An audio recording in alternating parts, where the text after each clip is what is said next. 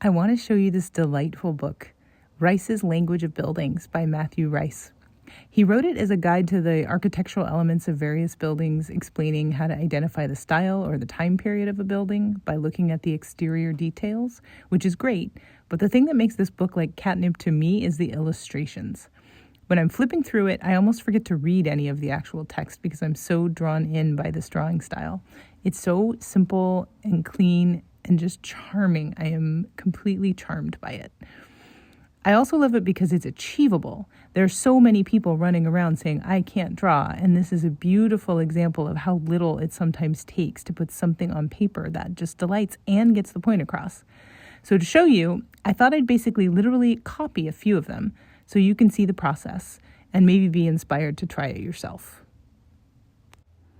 The materials that Matthew Rice are using are just some simple markers and a pencil.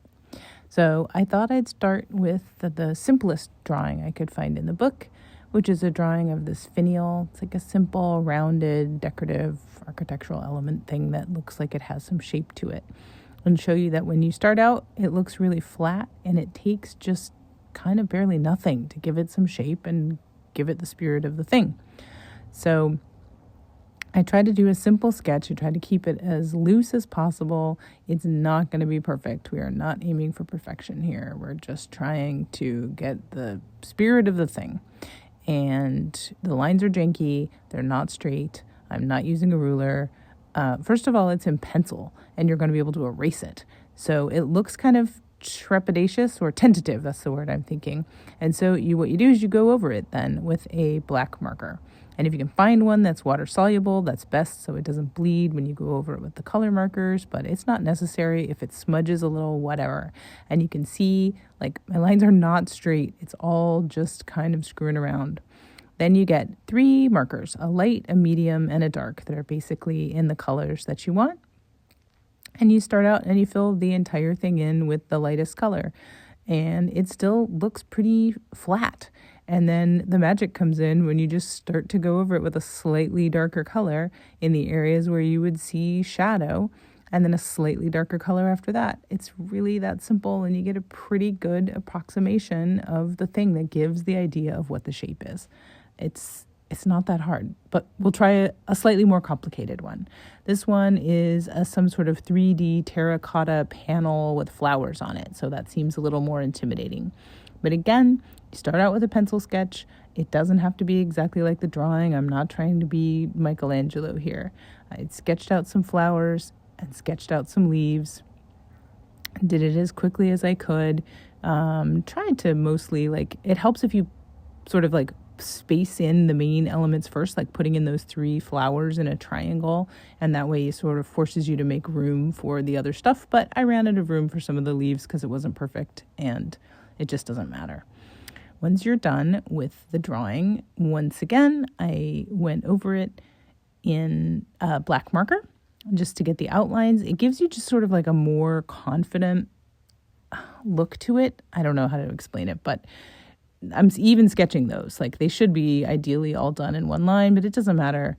Go over the whole thing with a black marker. You can see it looks strong, and then you can erase it. I'll show you later on that you can see sometimes he doesn't even erase it. He just leaves his pencil sketches, and that's fine too, and just goes over them. Seeing part of the process does not make it worse. It's part of sort of the simple, sketchy charm of the whole thing.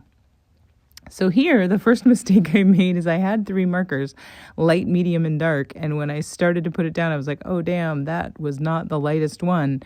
And now I've started with the medium one, and now my whole drawing is too dark. And I was like, oh, well, what are you going to do? If you go over it with the lighter marker, it actually darkens it. So it'll still be darker than the original one.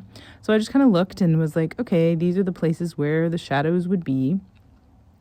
And looked, I'm literally copying his drawing. Went over the medium ones in medium, and then went over the darker ones in dark. And the minute you start adding the real darks in, you can see it pushing back the drawing and pushing other things forward. And it really just gives you the idea of it. He's actually got a 4th color here. You can see there's kind of a bluey gray, but it doesn't matter. It gives you the idea.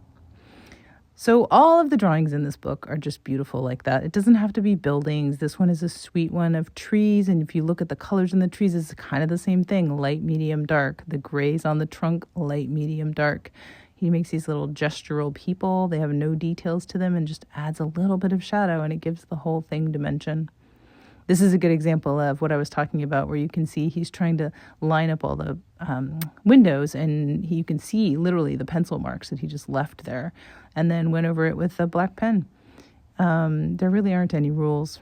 Anyway, I think every illustration in this book is just a delight, and it's inspiring, and I think you should grab some markers and a pen and try it out and see what you can do. It's not that hard, and this is a great book.